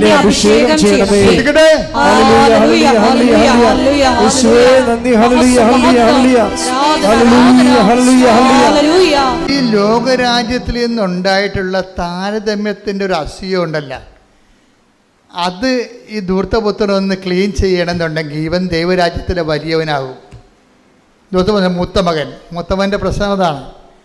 ഈ ലോകരാജ്യത്തിൻ്റെ ഒരു മുഴക്കോല് വെച്ചിട്ടുണ്ടാണ് ഈ ഇളയവൻ തിരിച്ചു വന്നപ്പോൾ അപ്പൻ അവന് വേണ്ടി കൊടുത്ത കാളക്കുട്ടിയെ കൊന്നപ്പോഴേ ഇവന് സങ്കടം വന്നത്. അത് ലോകരാജ്യം, അവൻ പഠിച്ചു വെച്ച ലോകരാജ്യത്തിൻ്റെ രീതിയാണ്. പക്ഷെ അപ്പൻ അപ്പൻ പുറത്തേക്ക് വന്നിട്ട് അവനോട് സാഷ്ടാംഗം പറയുന്നുണ്ട്. അപ്പം പുറത്തേക്ക് വരുന്നുണ്ടേ. മൂത്തമകൻ മോശക്കാരനായിരുന്നെങ്കിൽ അപ്പം പുറത്ത് വരത്തില്ല. അവൻ പുറത്ത് വന്നിട്ട് അവനെ സാന്ത്വനപ്പെടുത്താൻ നോക്കിയെന്നാണ് പറയണത്. അച്ഛൻ്റെ കാര്യം എന്താണ്? അവൻ ഭയങ്കര വിലപ്പെട്ടവനാണ്. അവൻ കെറിച്ച് പോകാനോ വേദനിക്കാനോ അപ്പൻ ഇഷ്ടപ്പെടുന്നില്ല. മൂത്തമകനെ കാര്യം അവൻ സ്വകരാജ്യത്തിലെ വലിയവനാകണമെങ്കിൽ ഇവനെപ്പോലല്ല. അവൻ ഈ തിരിച്ചു വന്നവൻ കാറിക്കൂവി കർണ തോന്നണമെന്നൊക്കെ പറഞ്ഞ് തൊണ്ട പൊട്ടിച്ച് വന്നിട്ടുള്ള ഈ കക്ഷിയില്ലേ, അയാൾ സ്വർഗരാജ്യത്ത് ചെറിയ ആളാണ്, മറ്റവൻ വലിയവനാണ്. എന്താ കാര്യം? അവൻ പറയുന്നുണ്ട്, ഇത്ര കാലം നിൻ്റെ ഒരു കൽപ്പന പോലും ഞാൻ ലംഘിച്ചിട്ടില്ല, ഒരു കുഞ്ഞാടിനെ പോലും. 15:28 മുതലുള്ള തിരുവചനങ്ങൾ. 15:28. അവൻ കോപിച്ച് അകത്ത് കയറാൻ വിസമ്മതിച്ചു. പിതാവ് പുറത്തു വന്ന് അതേ വന്ന സംഭവം. പിതാവ് പുറത്തു വന്ന് അവനോട് സാന്ത്വനങ്ങൾ പറഞ്ഞു. അയ്യോ എന്ത് രസമാ! അവനോട് സാന്ത്വനങ്ങൾ പറഞ്ഞു. എന്നാൽ പട്ടാങ്ങി പറയണേ, സ്വകരാജ്യത്തെ വലിയവനാണ് അവൻ. അവനോട് പട്ടാങ്ങി പറയും. കാര്യം എന്താണ്? അവൻ ക്ലീൻ ചിട്ടുള്ളവനാണ്. അവൻ പറയുന്നുണ്ട്. എന്നാൽ അവൻ പിതാവിനോട് പറഞ്ഞു, നോക്കൂ, എന്നെ വഴക്കേണ്ട കാര്യമില്ല, എൻ്റെ മനസ്സ് ചങ്ക് വേദനിക്കുകയാണ്, എനിക്ക് ഉൾക്കൊള്ളാൻ പറ്റണില്ല എന്നൊക്കെ പറഞ്ഞു. ഞാൻ കുറേ കാര്യം പറഞ്ഞു. നോക്കൂ, എത്ര വർഷമായി ഞാൻ നിനക്ക് ദാസ്യവേല ചെയ്യുന്നു. ഒരിക്കലും നിന്റെ കൽപ്പന, അതാണ് ഉടമ്പടി എന്ന് ഞാൻ പറയുന്നത്, നിന്റെ കൽപ്പന ഞാൻ ലംഘിച്ചിട്ടില്ല. എങ്കിലും എന്റെ കൂട്ടുകാരോടൊത്ത് ആഹ്ലാദിക്കാൻ ഒരു ആട്ടിൻകുട്ടിയെ പോലും നീ എനിക്ക് തന്നില്ല. എന്നാൽ വേശ്യകളോട് കൂട്ടുചേർന്ന് നിന്റെ സ്വത്തെല്ലാം ദൂർത്തടിച്ച നിന്റെ ഈ മകൻ തിരിച്ചു വന്നപ്പോൾ അവനു വേണ്ടി നീ കൊഴുത്ത കാളയെ കൊന്നിരിക്കുന്നു. നിങ്ങളും പറയും, ഞാൻ ഉടമ്പടി എല്ലാം ചെയ്തില്ലേ, എത്ര തിരികൾ ഞാൻ കത്തിച്ചു അല്ലേ, എന്നിട്ട് ഉടമ്പടി ഒന്നുമില്ല ജീവിക്കുന്ന ആൾക്കാരെ നീ അനുഗ്രഹിച്ചില്ലേ, ഞാനെന്നും ബിഷപ്പിൽ ജീവിക്കണില്ല എന്ന് പറയുമ്പോൾ അപ്പന് പറയാൻ വാക്കുണ്ട്. പിന്നെ അപ്പൻ എപ്പോൾ വിളിക്കണമെന്ന് അപ്പം മറ്റവനെ വിളിക്കാഞ്ഞൊരു വാക്ക് ഇവനെ വിളിക്കും. എന്താണ് വായിച്ചേ? അപ്പോൾ പിതാവ് പറഞ്ഞു, മകനെ നീ എപ്പോഴും എന്നോട് കൂടെ ഉണ്ടല്ലോ. That is the presence. He is feeling the presence. അതായത് ഇവൻ്റെ അപ്പൻ തൻ്റെ പ്രസൻസ്, ഇത് ദൈവം വാഗ്ദാനത്തിൽ ഉള്ളതാണ്. ഞാൻ നിങ്ങളുടെ കൂടെ ഉണ്ടാകുമെന്ന്. മനസ്സിലായില്ലേ? വാഗ്ദാനത്തിലുള്ളതല്ലേ. ഇപ്പോൾ ജോഷുവ 1:9 പുറപ്പാട് 33:14 ഉണ്ട്. I will come with you wherever you go. അത് വാഗ്ദാനത്തിലുള്ളതാണ്, നിൻ്റെ കൂടെ ഞാനുണ്ടാകുമെന്ന്. പക്ഷെ വാഗ്ദാനമില്ലാത്ത, ഗ്യാരണ്ടി ഇല്ലാത്തൊരു കാര്യം എന്താണ്? നീ എൻ്റെ കൂടെ ഉണ്ടോ എന്നുള്ളതാണ് ആ പ്രശ്നം. അതങ്ങനെ ആർക്കും ഗ്യാരണ്ടി ചെയ്തിട്ടില്ല. ആദ്യം ജോമോളൊക്കെ അവിടെ ഇരുന്ന് പറഞ്ഞ പോലെ മാതാവിനും ഗ്യാരണ്ടി ചെയ്ത്, അത് മാലാഖ് ഗ്യാരണ്ടി ചെയ്ത ഗ്യാരണ്ടിയാണ്. ഈശോൻ്റെ വായിൽ നിന്ന് നേരിട്ട് പറയണത് എന്താണ്? എൻ്റെ മകനെ, നീ എപ്പോഴും, ഞാൻ നിൻ്റെ കൂടെ ഉണ്ടെന്നല്ല പറയണത്, എൻ്റെ മകനെ നീ ഉടമ്പടി പാലിച്ച് എൻ്റെ കൂടെ ഒരു പരാതിയുമില്ല ഇത്രയും നാൾ ജീവിച്ചപ്പോൾ എന്താണ് സംഭവിച്ചതെന്ന് അറിയാവോ? എല്ലാം കൊടുക്കുന്ന എൻ്റെ കൂടെയാണ് നീ ഉണ്ടായിരുന്നതെന്ന്. അല്ല, ഞാൻ നിൻ്റെ കൂടെ ഉണ്ടായതിനൊക്കെ വലുതാണ്. ഇതാണ് പ്രസൻസ്. നമ്മൾ ഉടമ്പടി നമ്മളെ ദൈവത്തിൻ്റെ കൂടെയാക്കും. കൈയടിച്ച് ശ്രദ്ധിക്കട്ടെ. ഹല്ലേലൂയ. ദൈവത്തിൻ്റെ ഇപ്പോൾ പരിശുദ്ധാത്മാവ് അച്ഛനിലൂടെ എന്താ പറയണത്? ദൈവത്തിൻ്റെ ദൈവം ഇങ്ങോട്ട് തരാനുള്ള രീതിയിലാണ് കണക്ക് അവസാനിക്കേണ്ടത്. നമ്മുടെ ജീവിതത്തിൻ്റെ കണക്ക് അവസാനിക്കുമ്പോൾ ദൈവം ഇങ്ങോട്ട് തരാനുണ്ടാകണം. മനസ്സിലായില്ലേ? ഈ കണക്ക് ക്യാരി ഓവർ, നിത്യതയിലേക്കുള്ള പേജിലേക്ക് ക്യാരി ഓവർ ചെയ്യുമ്പോൾ നമ്മൾക്ക് ദൈവം ഇങ്ങോട്ട് തരാനുള്ള രീതിയിലാണ് ഈ മൂത്തപുത്രൻ്റെ കണക്ക് അവസാനിക്കുന്നത്. എന്താണുള്ളത്? ഇത്രയും കാലം ഞാൻ നീ പറഞ്ഞതൊന്നും അനുസരിക്കാതിരുന്നിട്ടില്ല, എന്നിട്ട് എൻ്റെ കൂട്ടുകാരുടെ കൂടെ ഉല്ലസിക്കാനൊരു കുഞ്ഞാടിനെ പോലും ചോദിച്ചപ്പോൾ നീ എനിക്ക് തന്നില്ല. അപ്പം അപ്പം പറഞ്ഞ വാക്കെന്താണ്? എൻ്റെ മകനെ, എനിക്കുള്ളതെല്ലാം. ആ വാക്കാ വായിച്ചേ. അപ്പോൾ പിതാവ് പറഞ്ഞു, നീ എപ്പോഴും എന്നോട് കൂടെ ഉണ്ടല്ലോ. ഞാൻ നിന്നോട് കൂടെ ഉള്ള കാര്യമല്ല ഇപ്പൊ പറയണത്. നീ എപ്പോഴും ആ ഉടമ്പടി ജീവിക്കുന്ന വ്യക്തി എന്താണ്? നീ എപ്പോഴും എൻ്റെ കൂടെ ഉണ്ടല്ലോ. എനിക്കുള്ളതെല്ലാം നിന്റേതാണ്. അതാണ് ഞാൻ ദൈവരാജ്യത്തിലെ വലിയവനാണ് അവനെന്ന് പറയണത്. മറ്റവൻ ചെറിയവനാണ്. അപ്പം അനുതാപപ്പെട്ട് കരുണ തോന്നണമെന്ന് വിളിച്ചു കൂവി അവസാനം 11 മണിക്കൂറിൽ എത്തുന്നേക്കാൾ നല്ലതാണ് മര്യാദയ്ക്ക് ദൈവത്തിൻ്റെ കൂടെ വചനം കേട്ടും പാലിച്ചും ജീവിച്ചും ദൈവത്തിൽ നിന്ന് ചില പ്രാർത്ഥനകൾക്ക് ഉത്തരം കിട്ടിയില്ലെങ്കിലും വിശ്വസ്തയോടെ നിന്നും വരുമ്പോൾ എന്താണ് സംഭവിക്കുന്നത്? മത്തായി 5:19 എന്നാൽ അതനുസരിക്കുകയും പഠിപ്പിക്കുകയും ചെയ്യുന്നവൻ സ്വർഗരാജ്യത്തിൽ വലിയവനെന്ന് വിളിക്കപ്പെടും. ഇപ്പം മനസ്സിലായില്ലേ? സ്വർഗരാജ്യത്തിൽ പോലും വലിയവനും ചെറിയവനുണ്ട്. അത് ഈ ചെറിയവനെന്ന് പറയുന്നതാണ് ഈ ധൂർത്തപുത്രൻ. വലിയവനെന്ന് പറയുന്നത് ആരാണ്? മൂത്ത മകനാണത്. അവന് ചിലപ്പോൾ അവൻ ഉടമ്പടി പാലിച്ചൊക്കെ ജീവിക്കും. ചിലപ്പോൾ അത്യാവശ്യ സമയത്ത് ദൈവം അവന് ഉപകരിക്കത്തില്ലെന്ന് വരും. പക്ഷെ അവനവിടെ നിൽക്കും. അങ്ങനെ നിൽക്കണം എന്നാണ് അപ്പം ആഗ്രഹിക്കണത്. പരാതികളില്ലാതെ നിൽക്കണം. പക്ഷെ അവൻ പ്രഷ്യസാണ്. ഈ അപ്പം കാണിക്കുന്ന പരവേശം ഒന്ന് ഇളയനെ ഇറങ്ങിപ്പോയപ്പോൾ കാണിച്ചില്ലല്ല. അവൻ എൻ്റെ ഓഹരി നിങ്ങളുടെ തരിക, എനിക്ക് എൻ്റെ വഴി നിങ്ങളുടെ വഴിയെന്നും പറഞ്ഞുകൊണ്ട് ചോദിച്ചപ്പോൾ കിടക്കുന്ന ചട്ടി കഴിഞ്ഞ വെട്ടിമുറിച്ച് പകുതി കൊടുത്തല്ല. അവൻ വീട്ടിൽ പുറത്ത് പോയിട്ട് അപ്പം കയറി പുറത്തിറങ്ങുകയോ മനെ പോകല്ലേ മോനെ, നമ്മൾ തറവാടായിട്ട് ഒരുമിച്ച് ജീവിക്കണമല്ലേ, നമ്മുടെ കൂടെ തറവാടിന് മോശമില്ല, നിൻ്റെ ആത്മാവ് നഷ്ടപ്പെട്ട് ഒരു പട്ടാങ്ങ പറഞ്ഞില്ല, പോയി തൊലയിട്ടെന്ന് പറയും. അതാണ് ആ നിലപടിന്ന്. എന്ന് ഇവൻ പോകുമെന്ന് പറഞ്ഞപ്പോൾ അവനെ പിടിച്ചു നിർത്തി. മൂത്താൻ പോയപ്പോൾ അപ്പം വിഷയം മാറി, അവനെ സാന്ത്വനപ്പെടുത്താൻ തുടങ്ങിയെന്നാണ്. എന്നാൽ ഈ സാന്ത്വനം നേരത്തെ ആകുമായിരുന്നില്ല. നമ്മുടെ കയ്യിരിപ്പനുസരിച്ചാണ് ദൈവം നമുക്ക് സാന്ത്വനം വേണ്ടതെന്ന് തീരുമാനിക്കണത്. നിസ്സാര കാര്യമല്ല ഈ പറഞ്ഞു വരണത്. സീരിയസ് ആണ് വിഷയം സീരിയസ് ആണ്. നിങ്ങൾക്ക് പാപം ചെയ്യാൻ 1 by 1 ആയിട്ട് ദൈവം അനുവദിക്കുന്നുണ്ടെങ്കിൽ നിങ്ങൾക്കൊന്നും സംഭവിച്ചത് നിങ്ങൾ പറയരുത്. നിങ്ങൾക്ക് സംഭവിക്കാനുള്ള എല്ലാം സംഭവിച്ചു കഴിഞ്ഞു. എന്താ? നിങ്ങൾക്ക് നഷ്ടപ്പെട്ട ദൈവത്തിൻ്റെ രാജ്യമാണ്. എനിക്കുള്ളതെല്ലാം ലോകത്തുള്ളതെല്ലാം നിനക്ക് കിട്ടി, പക്ഷേ എനിക്കുള്ളതെല്ലാം അത് ഇവന് ചെരുപ്പ മോതിരമൊക്കെ കിട്ടുന്നതെല്ലാം പറഞ്ഞിട്ട് കാര്യമില്ല.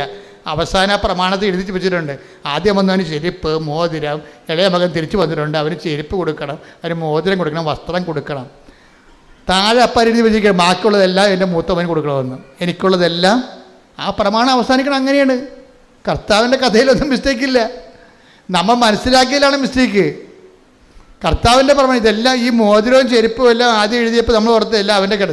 പക്ഷെ പ്രമാണം അവസാനിക്കുമ്പോൾ പറയും എനിക്കുള്ളതെല്ലാം നിനക്കുള്ളതാണ്. അതെഴുതി അപ്പൻ ഒപ്പിട്ട് കളയും, തീർന്നു. മറ്റവഞ്ഞൊട്ടി. അപ്പം ആവശ്യമില്ലാത്ത അഭ്യാസം കാണിച്ച് പിന്നീട് ദൈവത്തിൻ്റെ കരുണയ്ക്ക് വേണ്ടി ആർത്ത് വിളിച്ച് തിരിച്ചു വരണം. അങ്ങനെ സീനുണ്ടാക്കുന്നേക്കാൾ നല്ലത് നമ്മളൊക്കെ ദൈവത്തിന് വല്ല പ്രാർത്ഥന അധികം കേൾക്കണില്ല എന്നുണ്ടെങ്കിലും ദൈവത്തിൻ്റെ സ്നേഹത്തിൻ്റെ കൂടെയാണ് നമ്മളെന്നുള്ള ബോധത്തിൽ നിൽക്കുന്ന കരുത്തുള്ള ഒരു സുവിശേഷ വ്യക്തിത്വമുണ്ട്. അതാണ് ഉടമ്പടി അവസാനം ലക്ഷ്യം വെക്കുന്നത്. കൈയടിച്ച് ശ്രദ്ധിക്കട്ടെ. പ്രാർത്ഥിച്ചുകൊണ്ടിരിക്കുമ്പോൾ ഈശോ നിങ്ങളെ അനുഗ്രഹിക്കുന്ന സമയമാണ്. കർത്താവ് ഇത്രയും നേരം വചനങ്ങളിലൂടെ നമ്മളെ ബോധ്യപ്പെടുത്തിക്കൊണ്ടിരിക്കുകയായിരുന്നു. വചനത്തിൻ്റെ ആന്തരിക രഹസ്യങ്ങളെ നമ്മളെ പഠിപ്പിച്ചുകൊണ്ടിരിക്കുകയായിരുന്നു. അവരെല്ലാം ദൈവത്താൽ പഠിപ്പിക്കപ്പെടുമെന്ന് പറഞ്ഞുകൊണ്ടാണ് ഈ വചന ശുശ്രൂഷ ആരംഭിച്ചത്. അത് അവസാനിക്കണം ദൈവത്താൽ നമ്മളെ പഠിപ്പിക്കപ്പെട്ടതിന് ശേഷം. ഇപ്പോൾ കർത്താവിൻ്റെ അനുഗ്രഹത്തിലേക്ക് പ്രവേശിക്കുന്ന സമയമാണ്. നിങ്ങളുടെ രോഗങ്ങൾ, ഭാരങ്ങൾ, ജീവിത ദുരിതങ്ങളുടെ മേലെല്ലാം ദൈവിക സമാശ്വാസവും ശക്തിയും ലഭിക്കുന്ന സമയമാണ്. ഇടിമുഴക്കം പോലെ ശ്രദ്ധിക്കട്ടെ.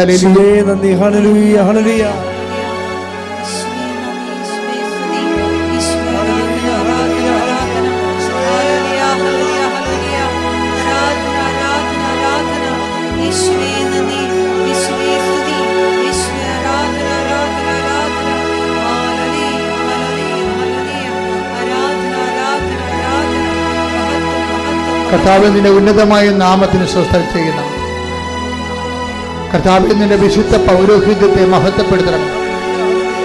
കർത്താവ് സഭയിലുള്ള സാന്നിധ്യം പ്രകടമാക്കണം. 39 വർഷം ഞാൻ അർപ്പിച്ച കൃപാനയുടെ യോഗ്യതയാൽ കൃപാസമൽത്താറെ ജീവനോടെ പ്രത്യക്ഷപ്പെട്ട പരിശുദ്ധ അമ്മയുടെ മാധ്യസ്ഥതയിലെ ഈ അൾത്താറയിൽ നടന്ന ആയിരക്കണക്കിന് ആരാധന ശക്തിയാൽ മാരകരോഗങ്ങളെ, തീരാവേദികൾ, ജീവിത ദുരിതങ്ങളെ യേശുവിന്റെ നാമത്തിൽ മാറിപ്പോകട്ടെ. ശ്രുതികട ഹല്ലേലൂയ ഹല്ലേലൂയ ഹല്ലേലൂയ. എല്ലാവരോടും സുഖപ്പെട്ടുകൊണ്ട് അങ്ങയുടെ നാമത്തെ ആരാധനയിലൂടെ വീണ്ടും വീണ്ടും മഹത്വപ്പെടുത്തണമേ. ഹല്ലേലൂയ ഹല്ലേലൂയ ഹല്ലേലൂയ.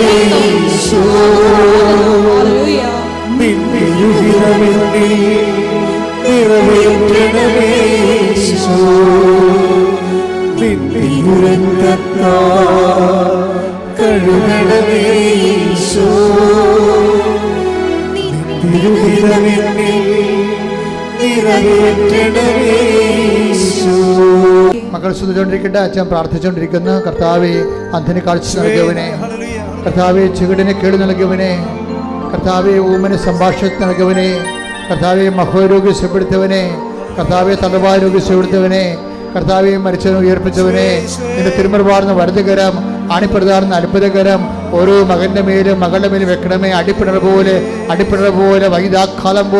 വൈദാക്കാലം ദൈവികമായ ശക്തി, യേശു ക്രിസ്തുവിൻ്റെ ശക്തി, ഉയർത്തെഴുന്നേറ്റ ശക്തി ഉച്ചമുതൽ ഉള്ളംകാലം വരെ പ്രസരിക്കട്ടെ. യേശുവിൻ്റെ ഉന്നതമായ നാമത്തിൽ മാർഗരോഗങ്ങൾ, തീരാവേദികൾ, അസ്ഥിരോഗങ്ങൾ, അസ്ഥിഉരുക്കങ്ങൾ യേശുവിൻ്റെ നാമത്തിൽ മാറിപ്പോകട്ടെ.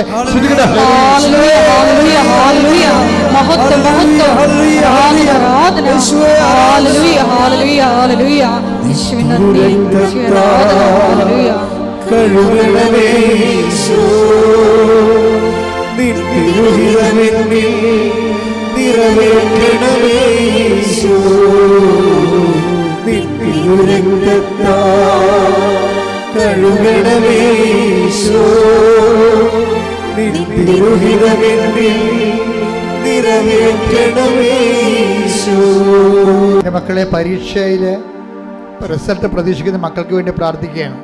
മക്കൾക്ക് വേണ്ടി മാത്രമല്ല, അവരുടെ ആശങ്കാകുലമായ മാതാപിതാക്കന്മാർക്ക് വേണ്ടിയും ആൾക്കാരെ പ്രാർത്ഥിക്കുന്നു. കാര്യം കുഞ്ഞുങ്ങളെ തോക്കി അവർക്ക് മാർക്ക് കുറഞ്ഞു പോയാൽ തീർച്ചയായിട്ടും മാതാപിതാക്കന്മാരുടെ ചങ്ക് തകരും. അതുകൊണ്ട് അച്ഛൻ ഈ ദിവസങ്ങളെല്ലാം നിങ്ങൾക്ക് വേണ്ടി പ്രാർത്ഥിച്ചിട്ടുണ്ട്, മക്കൾക്ക് വേണ്ടി പ്രാർത്ഥിച്ചിട്ടുണ്ട്. റിസൾട്ട് പ്രതീക്ഷിക്കുന്ന മക്കളെ കർത്താവ് അങ്ങനെ തിരുസന്നിധി വീണ്ടും സമർപ്പിക്കുന്നു. കർത്താവ് ഹൈസ്കൂൾ മുതൽ കോളേജ് മുതൽ മെറിറ്റ് പരീക്ഷകൾ, യോഗ്യതാ പരീക്ഷകൾ, കോമ്പറ്റേറ്റീവ് എക്സാമിൻസ്, മത്സര പരീക്ഷകൾ എല്ലാം റിസൾട്ട് പ്രതീക്ഷിക്കുന്നവർക്ക് കർത്താവ് ഞെട്ടിപ്പിക്കുന്നു. നല്ല റിസൾട്ട് കിട്ടാൻ വേണ്ടി അങ്ങനെ തിരുസന്നിധി സമർപ്പിക്കുന്നു. കർത്താവ് അവരുടെ പരാധീനം പോരായ്മ പരിഹരിച്ചുകൊണ്ട് യേശു ക്രിസ്തുവിൻ്റെ ഉന്നതമായ നാമത്തിൽ അവർ ആഴമായി വിശ്വസിച്ചുകൊണ്ട് സുവിശേഷത്തിൻ്റെ ഒരു ജീവിതം, വിശ്വാസത്തിൻ്റെ സാക്ഷ്യ ജീവിതം തുടരാൻ വേണ്ടി അവരുടെ ഉദ്യമങ്ങളെ നീ ശക്തിപ്പെടുത്തണമെന്ന് പ്രാർത്ഥിക്കുന്നു. എൻ്റെ കർത്താവിൻ്റെ ഉന്നതമായ നാമത്തിൽ സഭയുടെ അധികാരത്തിൽ കുറിച്ചടയാൾ ദൈവശക്തിയാൽ വിജയത്തിൻ്റെ ദൈവം കർത്താവെ നിങ്ങളെ ശക്തിപ്പെടുത്തുകയും നിങ്ങൾ അനുഗ്രഹിക്കുകയും നിങ്ങൾക്ക് നല്ല റിസൾട്ട് ലഭിക്കുകയും ചെയ്യട്ടെ. ശ്രദ്ധിക്കട്ടെ. ഹല്ലേലൂയ ഹല്ലേലൂയ ഹല്ലേലൂയ ഹല്ലേലൂയ.